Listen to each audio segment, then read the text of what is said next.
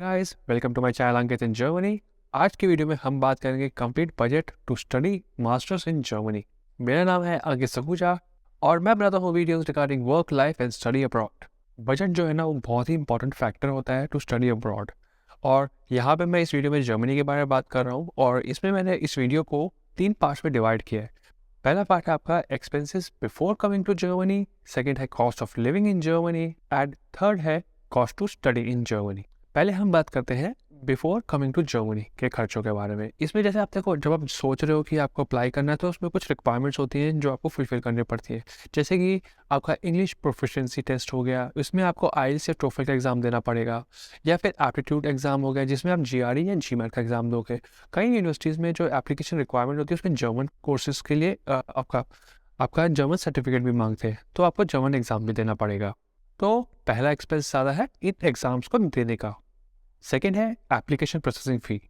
जब आप अप्लाई कर रहे होते हैं ना तो यूनिवर्सिटी के पोर्टल में मेंशन होता है कि आपको इस एप्लीकेशन को यूनी असिस्ट के थ्रू अप्लाई करना है या उनके डायरेक्ट पोर्टल पे अप्लाई करना है। तो कुछ यूनिवर्सिटीज़ होती हैं जो कि मेंशन कर देती है कि यूनिसिस के थ्रू अप्लाई करना है। तो ये आपका जो खर्चा पहला जो है वो है यूनिसिस के थ्रू।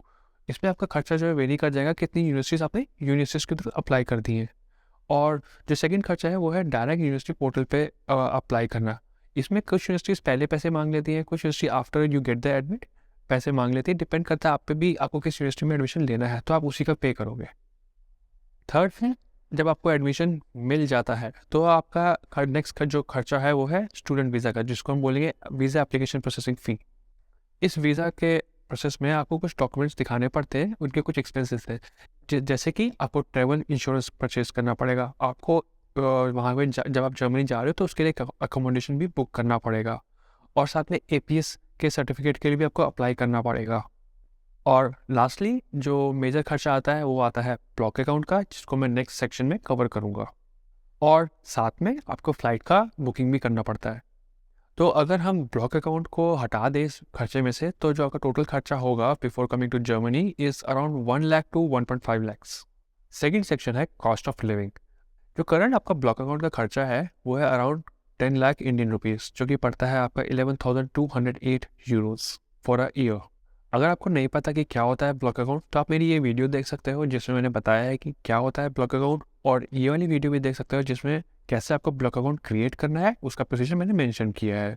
जो ये ब्लॉक अकाउंट है ना वो आप ही का पैसा है, और इसका जो मेन पर्पज़ है वो आपके कॉस्ट ऑफ लिविंग को कवर करने का है। जैसे कि आपका रेंट हो गया, फूड हो गया, ट्रैवलिंग हो गया, इंश्योरेंसेस हो गया और भी मिसलेनियस खर्चे हो गया।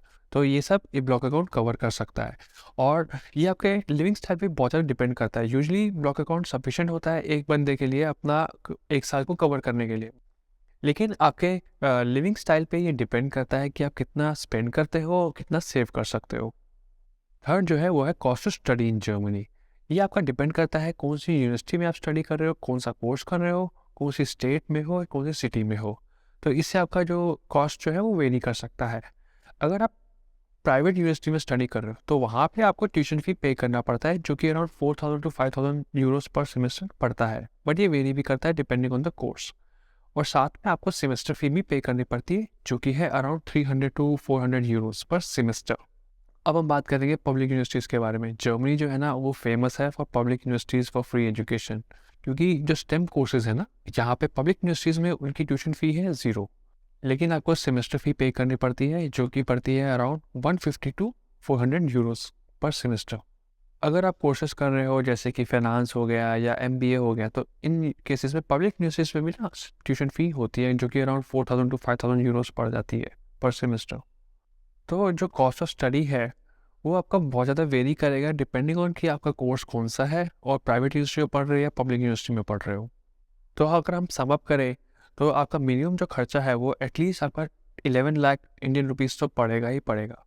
लेकिन मैंने कैसे इसको 60,000 में किया था उसके लिए आप ये वीडियो चेक कर सकते हो। ऐसे और इन्फॉर्मेटिव वीडियोज़ के लिए मेरे चैनल को सब्सक्राइब करो।